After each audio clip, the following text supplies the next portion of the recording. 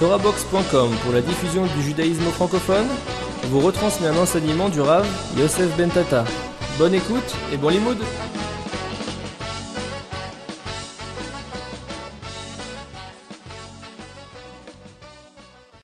Vimama yomar ha'eved ahavti et adoni et ishti ve'et banai lo etze chofshi. Le pasuk nous dit quelque chose de surprenant par rapport à ce qu'on a développé déjà hier. C'est qu'il nous dit ici qu'il peut se passer que le Heved puisse dire Ahavti et adoni, j'aime mon maître, j'aime ma femme, Kala, ve'et banai, les petits cafés au lait, il les aime tous. Il les aime, c'est ses enfants, c'est sa famille. Et banai, lo etze chofshi, je ne veux pas sortir chofshi, je veux rester Heved. C'est-à-dire qu'imaginez-vous ici qu'on parle, comme on a dit hier, l'exemple, ça peut être un Kohen Gadol, ça peut être un Rosh Yeshiva, ça peut être un Gaon, un Adam Sadik. Et là, il dit, la Torah vient nous dire qu'effectivement, il pourrait se passer que cet homme-là puisse dire Ahavti Tadoni, j'aime mon maître, j'aime ma femme, j'aime mes enfants. Et pour ne pas me séparer d'eux, si ça doit me coûter de rester Eved, alors je suis prêt à rester Eved. Si ça doit me coûter ça, je préfère rester Eved que de me séparer d'eux. Okay? La Torah prévoit ce cas-là. Et la Torah dit dans ce cas-là que si jamais il fait ça, alors on l'amène au Beddin, on la porte devant une porte, ou dans cette porte on va placer là-bas un marcéa, un poinçon, où on va poinçonner son oreille et on va lui mettre une boucle d'oreille, comme c'était la mode, ou c'est encore la mode peut-être, de mettre une boucle d'oreille dans les oreilles, oui. Et pourquoi on lui fait ça? Je termine. Parce que, et on veut lui dire, Ozenze, cette oreille-là qui est entendue au mont Sinaï, qu'elle avadaïhem, vous êtes mes avadim. Et cette oreille-là qui a entendu ça au mont Sinaï, il est allé dire maintenant, je veux être le Eved d'un Eved. Okay. Eh bien cette oreille-là, je vais la poinçonner. Okay. Pourquoi il ne sort pas Pourquoi il sort pas de son stade d'esclave et il épouse quand même la femme qui est... Non, parce que justement, c'est ce qu'on a dit hier, c'est qu'en fait la Torah permet au Adon de lui donner cette chifra kénaanite, okay, mais qu'en fait, quand il va sortir de chez l'Adon, cette chifra kénaanite restera là. C'est marqué Begapo Yavo, Begapo Yetze. Il n'a pas le droit de les prendre avec eux. Et on a dit que c'était le tikkun. Hier, on a expliqué que c'était le tikkun, en fait, du fait que lui-même, il a été mafkir, le bien des autres. Alors, on lui a montré comment ressent un homme qu'on est mafkir, c'est bien à lui. Okay? Maintenant, on est maazé. Cet homme-là veut rester là-bas. Et on le fait alors. Alors, il y a plusieurs questions qui se posent ici. On va essayer de comprendre cette paracha. Mais aussi pour 50 ans, cela. Quoi? Après, on me dit, il ne peut pas rester éternellement. Les olam, c'est marqué quand on dit les olam, c'est Ada Yovel. Ouais, c'est quand le Yovel arrivera, de toute façon, il sera obligé de sortir. Okay? Alors, il y a plusieurs questions ici en bataille. Parce que d'abord, comprendre, Bichlal, comment c'est possible qu'un homme puisse arriver à une chose pareille? D'arriver à aimer un matzav pareil, d'être Eved, marié avec une noire, marié avec des enfants. Comment un homme peut arriver à aimer une chose pareille? Il faut savoir que la vie d'un Eved Rabotai n'est pas une vie réjouissante. C'est une vie, mamash, le bonhomme, sans qu'il est esclave. Il n'a pas sa renommée, il n'a pas son kavod. Quand il marche dans la rue, on le voit avec des sacs de patates sur le dos. Il porte ses sacs pour le Hadon qui marche devant, et tout le monde le regarde. Et il y en a qui se moquent de lui même. Il dit tu portes des sacs maintenant? Alors qu'hier il était peut-être patron d'industrie ou c'était un PDG, ou à savoir ce qu'il était ce bonhomme-là. Et que parce qu'il y a eu un problème, et c'est comme ça, il a été vendu comme un Eved. Le bonhomme vit une vie d'indignation, une vie de zilzoul, une vie où le bonhomme n'a plus de kavod a priori, il n'a plus de kavod ce homme-là. Il vit comme un Eved mamash. Un Eved, c'est-à-dire un bonhomme qu'on voit travailler durement, pas un employé de bureau qui a avec son fauteuil ou quoi. Un bonhomme qui travaille dur et sec toute la journée, qui est indigné par le monde.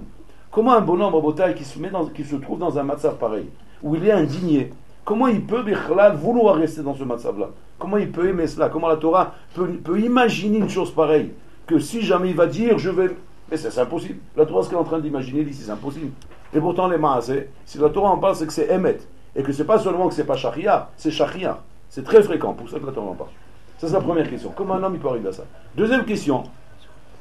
Et le Maharal Miprag, ou Shoel chez la Kazot, il demande si Bémet on estime que parce que cet homme-là, il a voulu rester comme Eved, alors c'est pour ça qu'on doit lui poinçonner l'oreille, pour lui dire à Moussa, cette oreille qu'elle a entendue Mont Sinaï, Avadaïhem, elle est partie maintenant dire je vais devenir Eved d'un Eved, cette oreille-là on va la poinçonner. Ils ont entendu, on reproche à cette oreille de ne pas avoir été attentive, Bémet à la Kabbalah, à Torah Ber Sinaï, et qu'il est parti s'acquérir un Eved.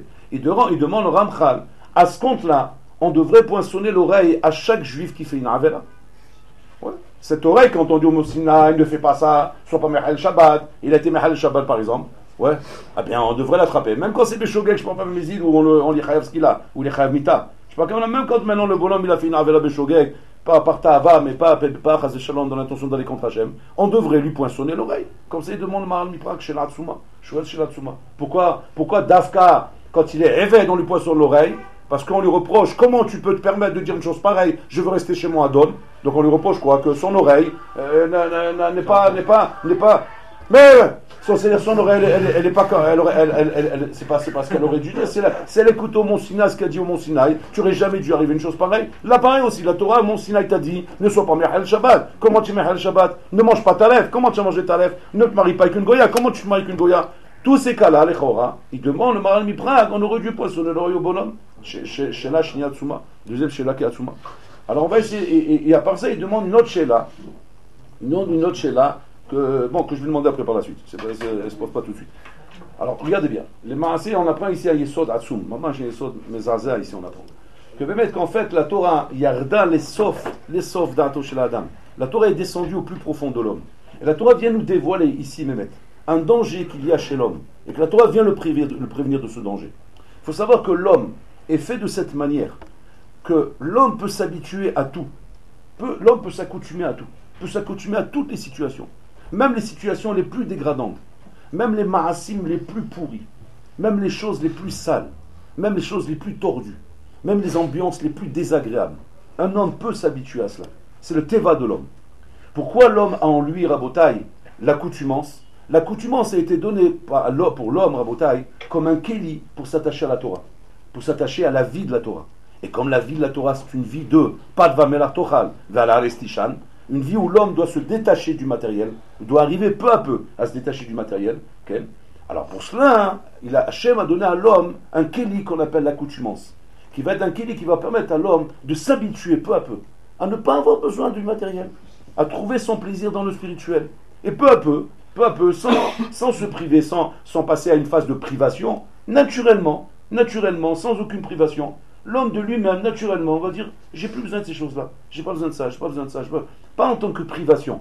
Le Rambam il dit que l'homme ne doit pas passer en phase de privation. Et là, d'une manière naturelle, il se détache de cela. Pourquoi? Parce qu'en fait, il est bonné chez lui une vie de l'Uchaniyut, une vie du spirituel, et cette vie sous l'Uchaniyut l'assouvit totalement, le rassasie totalement de tous les plaisirs qu'un homme peut espérer dans le monde. Et même là, le détache de toutes ces inyanim gashmim qui ne font pas le poids par rapport à tout ce qu'ils ressentent dans la Torah. Et on voit ça, Rabotai, on voit des gens qui font tchouva, qui viennent de loin, ils sont habitués à un niveau de vie, à certaines choses.